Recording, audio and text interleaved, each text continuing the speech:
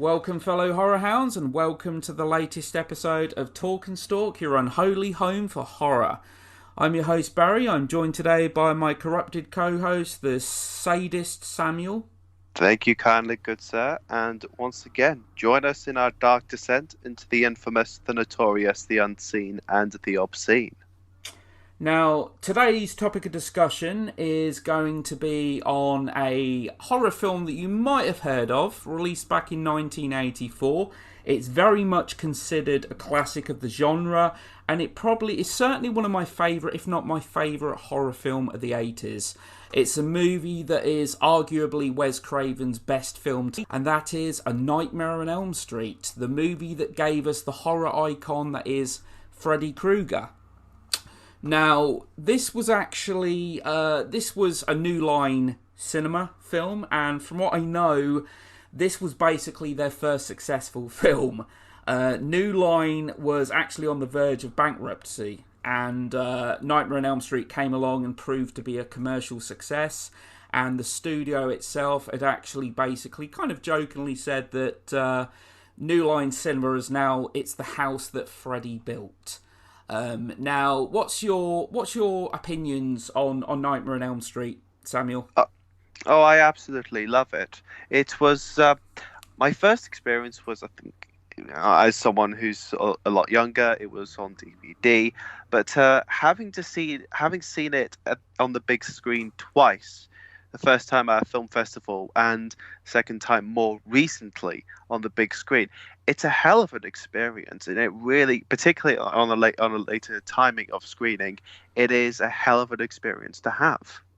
Yeah, as I say, I mean, it was, I was probably, I mean, this film, I was only 2 years old when Nightmare on Elm Street was released. I probably watched this film when I was 5 or 6, which I really shouldn't have, but my grandmother actually introduced me to this film. And, yeah, there's a particular scene in this movie that we'll get to later that has always been, it's forever been etched in my mind. Yeah, Freddy. Let's get on to. I mean, interestingly, this film, apparently Wes Craven, right, had actually wrote the script for this film 3 years before New Line Cinema actually picked it up. No studio actually wanted to touch it. It was New Line Cinema that actually picked up this movie. Now, at its core, I think Nightmare on Elm Street, I think you'd agree with me, it's a slasher movie, to a sense. Oh, with the supernatural element, I think it kind of bends the rules with your generic slasher films, like you could say Friday the 13th. However, no, the supernatural element, I think that in itself was the major selling point that made it stand out. Yeah, it's definitely, I think, at that point, we'd had Halloween and Halloween 2, we'd had countless slasher films, just a few years before it. Obviously, Friday the 13th, it had, 4 films at this point. A Nightmare on Elm Street, to me, kind of injected some kind of much-needed originality into that subgenre. It is as you said, a slasher movie with a very kind of supernatural, surrealistic edge to it, and it's a film that definitely stands out from the crowd from all these other films. Let's quickly talk about Wes Craven. I mean, this is regarded as being arguably his best movie, his first big success, should we say. What did you think to Craven's movies prior to this? Well, needless to say that the reactions to The Last House on the Left and The Hills of Eyes was one of the main reasons into why studios wouldn't touch the screenplay to A Nightmare on Elm Street, because of how visceral and how nasty, particularly Last House was. Now, it's fair to say that that's a film that it is important because of it being Craven's debut. It's hard to chew at times, but it's also, you can tell that it's definitely low budget. The Hills of Eyes, though, I think is equally as fascinating. It's, it still has unpleasant scenes, most certainly, but it has themes in it that are worth talking about. So I think it's fair to say that, they're definitely more in the low budgety area. They're definitely for a smaller audience. That said, Lighthouse was quite formidable. So therefore, I think if you are someone who likes Craven and you're not familiar with his earlier films, they are worth watching, but don't expect them to be as accessible, if that's the right word to use, in comparison to A Nightmare on Elm Street. Yeah. I mean, the thing is with this movie, it was produced by Robert Shea, who's actually the head, the head of New Line Cinema. It gave us a horror icon, Freddy Krueger. This very quickly became a big horror movie franchise, one of the most successful out there. In this first movie, though, Freddy Krueger, brilliantly played by Robert Englund, who was clearly having, he's immortalised himself as a horror icon for playing this character. But in this first movie, Freddy Krueger is quite a scary character. This is a character, the whole concept of this movie is scary. Somebody trying to kill you in your dreams. If you die in your dreams, you die in the real world. It's a really scary concept. And admittedly, even in this first movie, there's kind of there's a little bit of a goofy side to Freddy, but he's quite dark at the same time. Now, I'd say there's an element of sadism that's much stronger in this film than as opposed to the following sequels, particularly with the bit with the boyfriend. He says, "Oh, I'm your boyfriend now. You want to kiss?" With the bit with the phone. Not to mention when he slices off his own fingers as well. There is a joyous sadism, not where that I guess at first in the first experience. No, it is quite scary. I'm your boyfriend now, Nancy, and the line, "This is God." Amazingly, Robert Englund only actually has just under 7 minutes of screen time in this movie. This film's around 90 minutes, 91 minutes. And Freddy Krueger is only in this movie for less than 7 minutes, shockingly. Now, much like Anthony Hopkins playing Hannibal Lecter in Silence of the Lambs, a film that's nearly 2 hours, and he only has, I think it's 10 to 12 minutes of screen time. Robert Englund makes a hell of an impact in that screen time that he's given. Of course, as the franchise went on, it got to the point where there was nothing scary about Freddy Krueger anymore. He basically becomes the star of the show. He becomes a Looney Tunes character. Certainly in the, Nightmare on Elm Street 5, Dream Child, and Freddy's Dead, The Final Nightmare. Less said about that rubbish, the better.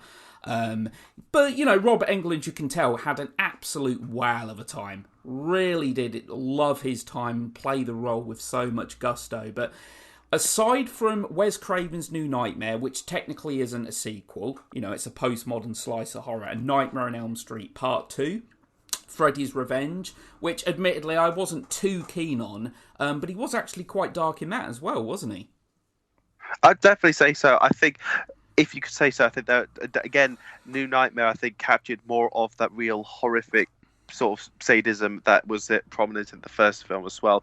Freddy's Revenge, I think there are some elements to that as well. However, I think out of the following sequels, I think Dream Warriors is where you can't necessarily take it as seriously. However, at least it has some of those it has at least a killer one-liner, but that sort of, I guess you could undermine that joyous sadism. Well, Dream Warriors is a good sequel in my eyes, because obviously Wes Craven, along with a lot of people, were very disappointed with Freddy's Revenge, which only came out the year after Nightmare on Elm Street. Wes Craven came back on board, but as a producer for the third film. And I don't really think it's a coincidence that the best 3 films in this franchise have all involved Craven. Wes Craven's New Nightmare, I think, is great. And I think the third film is a really fun, good sequel. I think the line you're referring to is "Welcome to Primetime, bitch." Oh, yes. Yeah. It's awful. However, I think that's the real charm of Robert Englund. Like, he just delivers all the lines with such enthusiasm. Yeah. And it even shows when you meet him in person as well. He is absolutely lovely, and he really enjoys the fans. I know this one chap in particular who get along with him quite well, and again, he's just a really lovely guy. He's, from what I know of Englund, he's somebody that really likes to meet and mingle with the fans. He's somebody that, he's always in character. He's almost always in character. He was Freddy Krueger, and he won't let you forget it.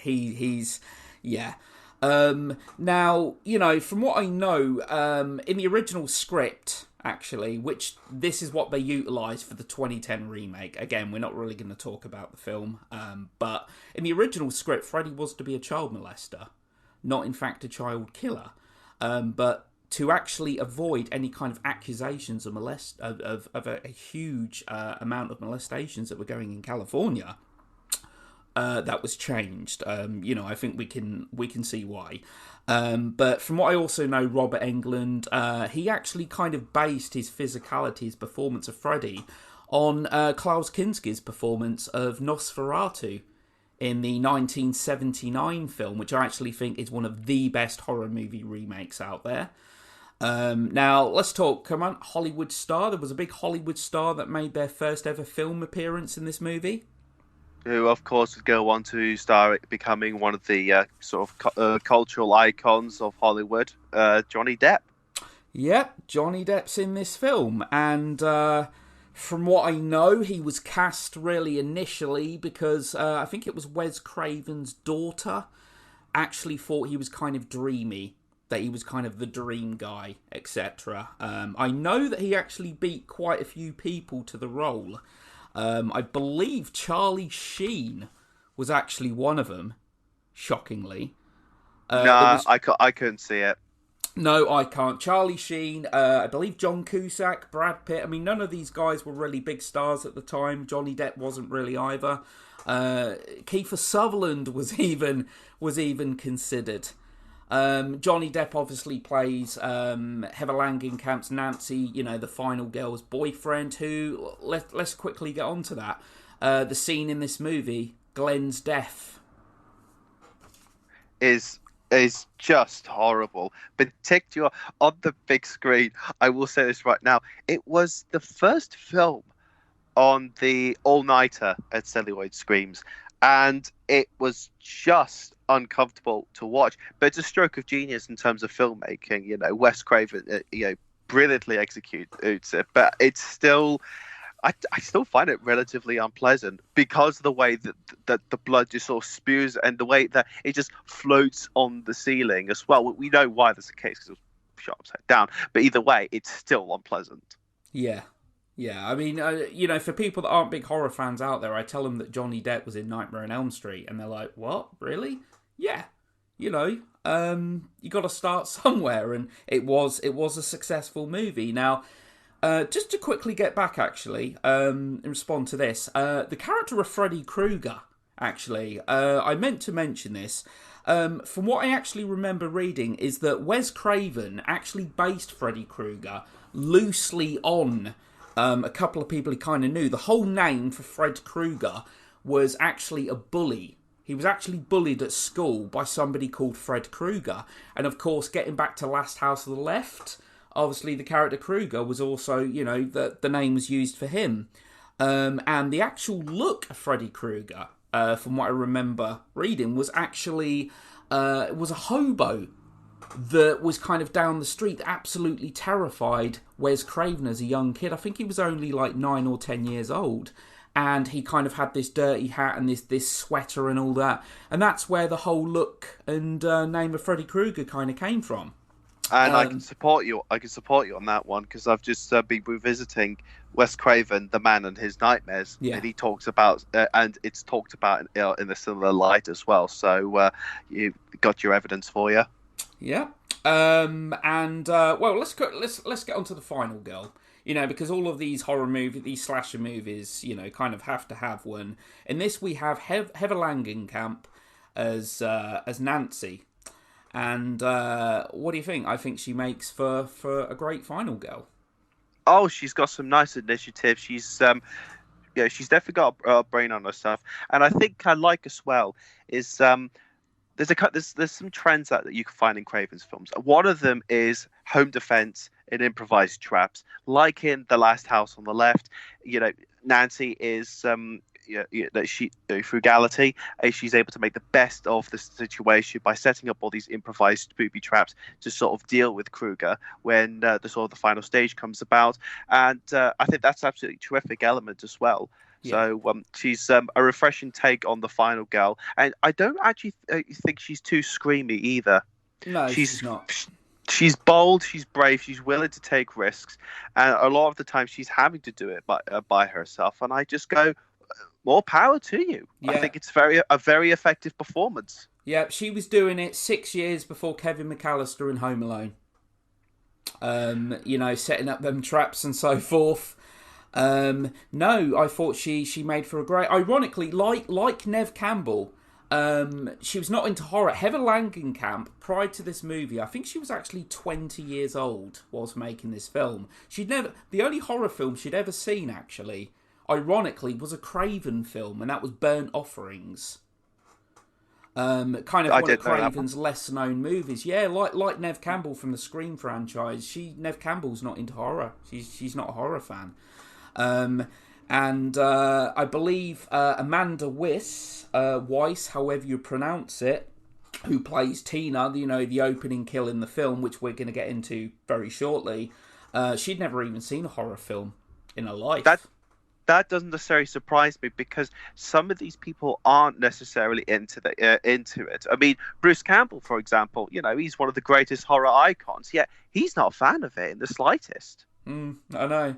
It just, well, let's just quickly, we'll get onto the death, the opening death in this movie, which is certainly like Johnny Depp's death, obviously, him being pulled into the bed, the geyser of blood coming up. That is the moment that I've never been able to forget. I remember seeing that as a kid, as a young child. It terrified me. Now, the opening kill in this movie is a definite highlight as well. Tina's death, pretty brutal. Definitely, especially if you're not used to the nastiness, or not even the nastiness, just the sort of level of accessibility when it comes to violence. Yeah. Well, from kind of what I know, basically the whole. I mean, it was incredible filmmaking. Actually, that's the thing. This film has good practical effects. Actually, from what I know, basically the whole scene was shot. It was kind of using a rotating room set, which was like spun, and camera was bolted to the wall, blah blah, and and it kind of turned in tandem with the room. And apparently, from what I know, the effect was so good that Amanda Weiss, Tina, actually got a bad case of vertigo doing this whole scene. And a similar technique was actually used to do Glenn's death on the bed as well. It is brutal. Her being dragged up on the ceiling. I mean, I love the whole build up to it as well. Like I said, with that line, "This is God." And, of course, let's not forget his very kind of proper introduction, shall we say.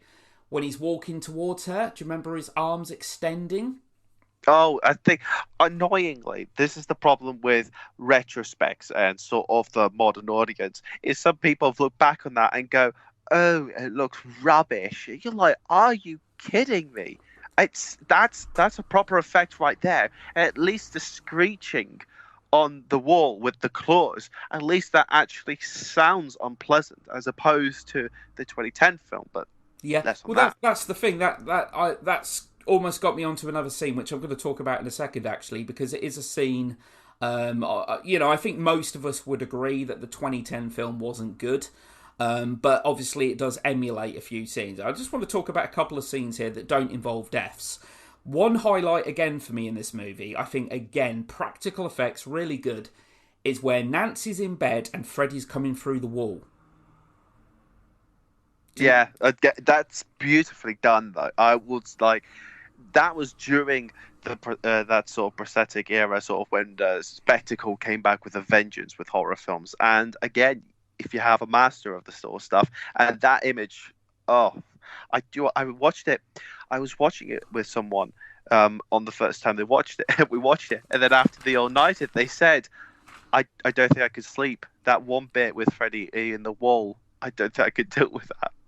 Yeah, it's a great moment again, and one highlight for me in this movie as well. Again, it's a great scene. Doesn't actually involve a death. Is the scene. To me, it's one of the most iconic. When somebody mentions Nightmare on Elm Street, this is probably the first scene that I personally think of. And that is the bathtub scene. Oh, it's a nasty. Oh, it's a not nasty. It's just it's very uncomfortable, and I think there are some people I know who particularly have a fond fear of drowning. So to have that of the idea of falling asleep, they try to avoid falling asleep because in the bath because of a nightmare on Elm Street, and that's that's an admirable effect to have on people. Yeah, it's a great moment. She's there asleep in the bath, and Freddy's hands come up, and it's coming towards her. And of course, she wakes up. Her mum knocks on the door, waking her up, and then of course she falls back to sleep again. And then of course she's pulled in, and she's in this kind of like this underwater abyss, which I believe they actually used a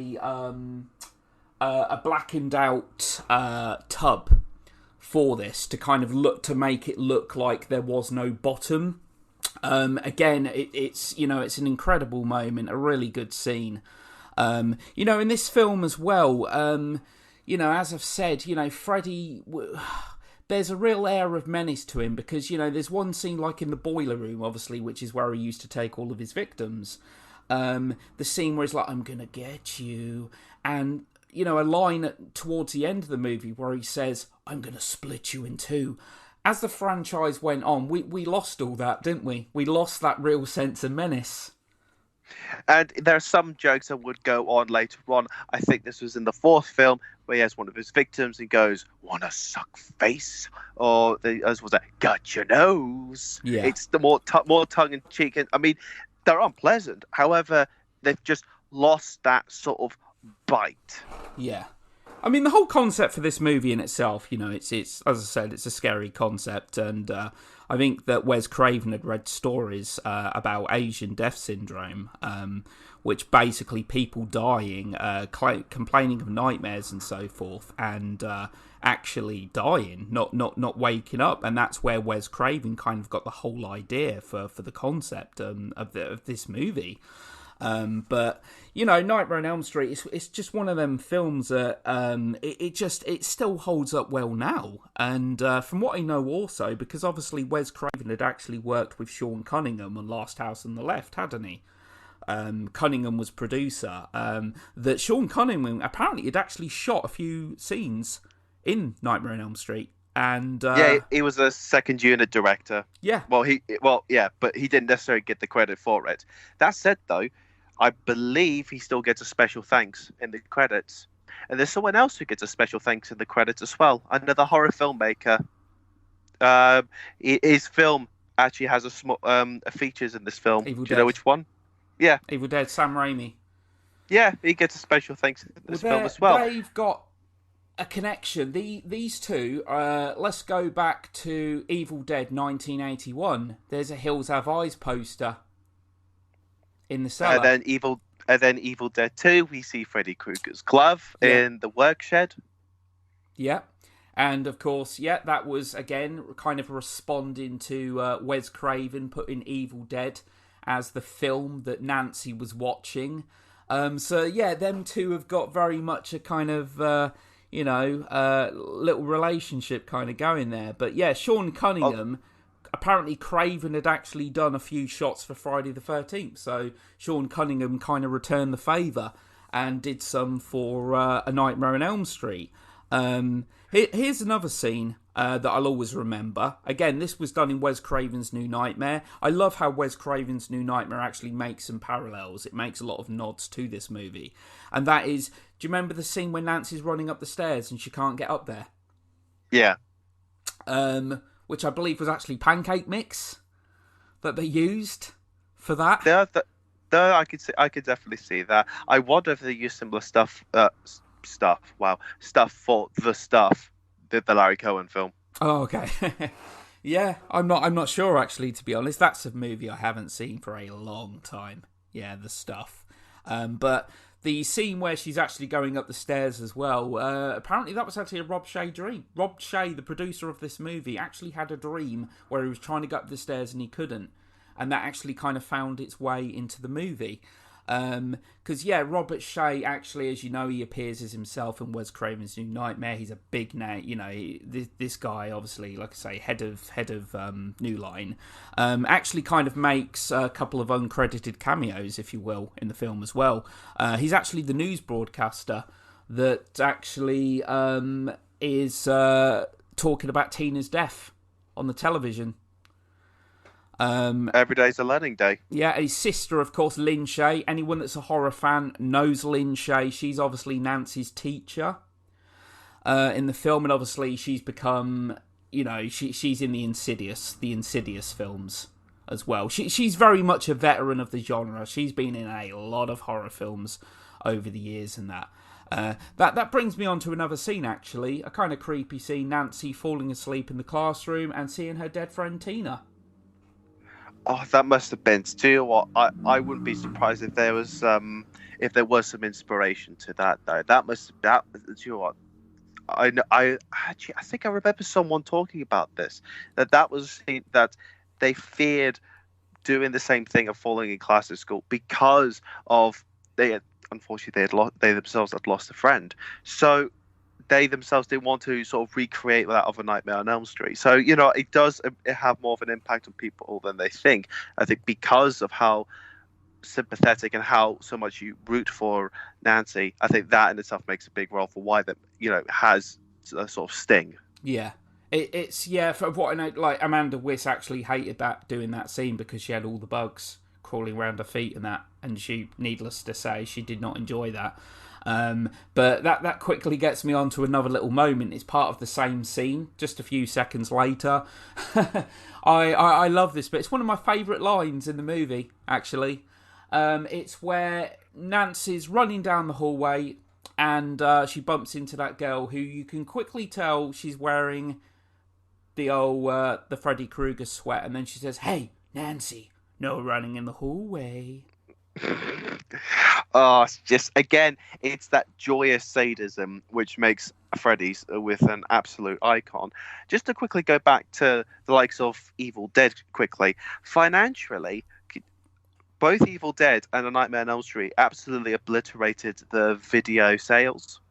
It's interesting that these two have a few commonalities, but the key one is they both did amazing when it came to video sales. And you think, Evil Dead may have sort of been the starting point that video was here to stay. A Nightmare on Elm Street, though, really did show that films can be as equally commercial in the cinema as they are with video. And the way it spread like fire, I think it's fair to say that Nightmare on Elm Street became more iconic and more accessible to millions of younger audiences than, say, Friday the 13th, perhaps.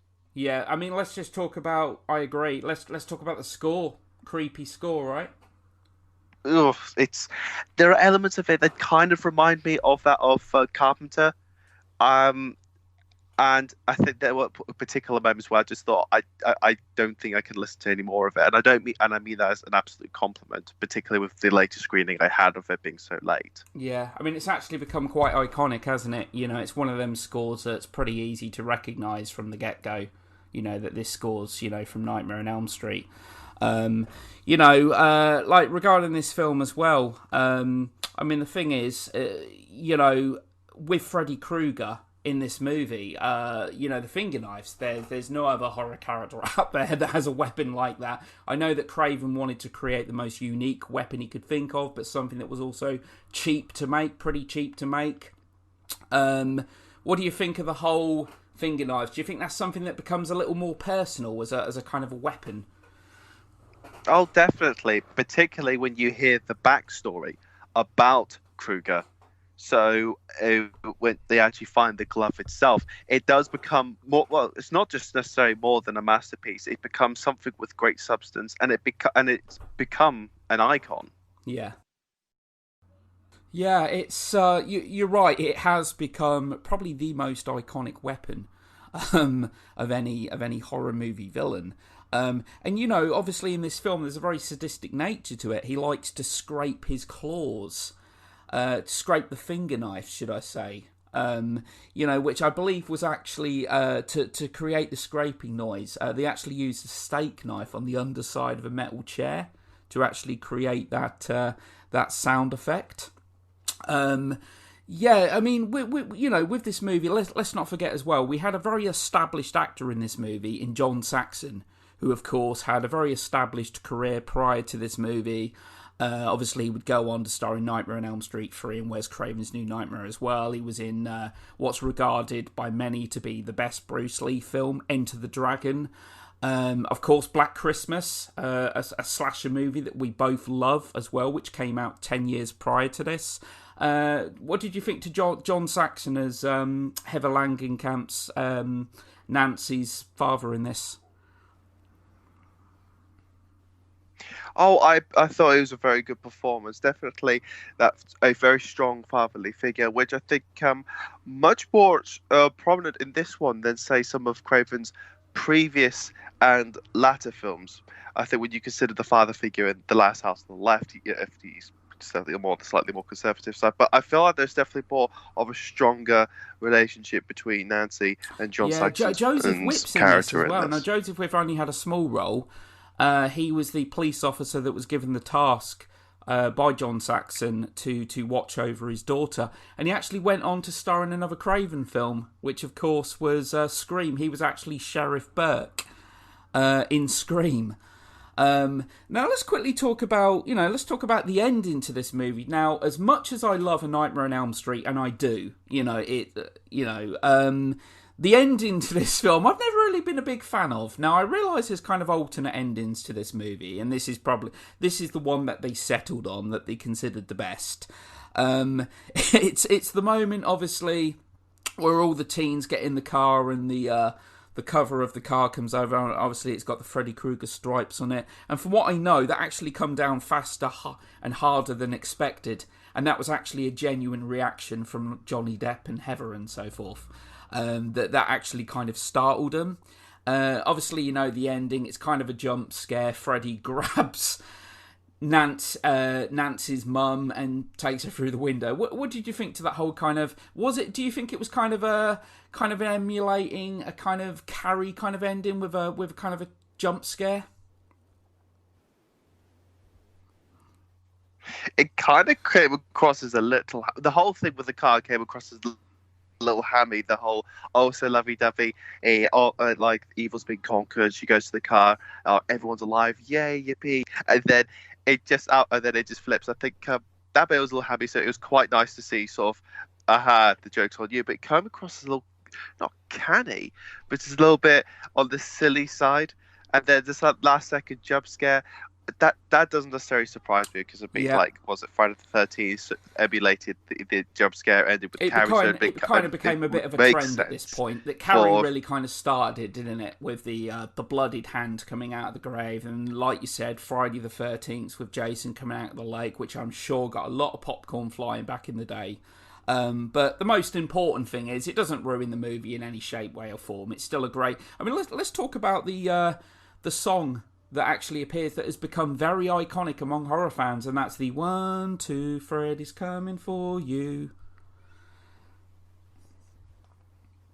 3, 4, better lock your door. 5, 6, grab your crucifix. Late. 9, it really has become iconic, hasn't it? It's harrowing. It is absolutely superbly done.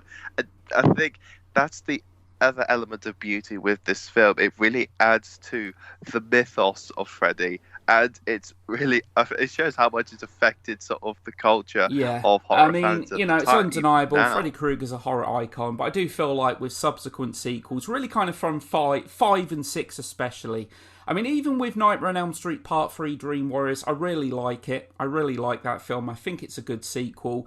That film, though, had a kind of great balance, really. It's while some of its deaths were, you could say, a little on the OTT side, it didn't go too much over the top. It didn't.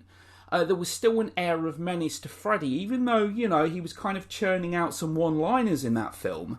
But obviously, they cranked the humour up quite a few notches with the following sequels. And unfortunately, as the franchise went on, much of what made Freddy great in the first place was lost. Do you agree with me on that? Oh, most certainly. It only regained some of it only partially gained some of Yeah, it back with the likes of Wes Craven's New Nightmare, which of course we've already explored. So, I mean, in a way, maybe that makes him slightly more accessible. Perhaps that doesn't, I guess, as you rightfully pointed out, that doesn't stop from the yeah. sadism I really mean, being what this sort of being franchise really toned did down as and well, being lost. to quickly say, is that this franchise become actually a great showcase for practical effects, because there are some fantastic practical effects in this franchise. But yeah, like I say, as the series went on, the deaths got more elaborate, they got more OTT, etc., and it got to the point where I couldn't actually take Freddy Krueger seriously anymore. I'd say kind of right. The fourth film was tolerable. I thought Nightmare on Elm Street 4 was so-so. It was okay, but clearly at this point, I mean, Robert Englund had already cemented himself as a horror legend already at this point. But yeah, the original movie it's a horror classic. It's something, it did something new, certainly on the big screen, and I certainly think that it deserves its place in horror history. So I mean, would you kind of rank this up there as one of your kind of favourite horror films? Would you put this anywhere in your top 10? Perhaps. I have to certainly sort of Yeah. be splitting hairs with the top 10 list. I think easily favorite Craven film. Perhaps I could find a way to fit it into the top 10 if it makes it bad, but then again, No, our no. top 10s I will never are say this: it consistent. probably is my favourite horror film of the '80s. I'm very torn between this and Scream. I love Scream as well for differing reasons. I love this and Scream. To me, they're Craven's two best movies. Wes Craven's New Nightmare not being far behind, in fact. But Nightmare on Elm Street, horror classic. It gave us a horror icon, Robert Englund. It's a great horror film. I'm going to assume, because we've talked about a lot of spoilers, I'm going to assume everyone listening has seen this movie. But I think that pretty much concludes today's episode. And thanks to everyone for listening. Be careful how you sleep when you go to bed. Hopefully Freddy's not out there to get you. And it's goodbye from me. And it's goodbye for me. And always remember, lock your doors, take care of your young And ones, we'll be and back to triple haunt and check your torment bed. you soon enough. Take care.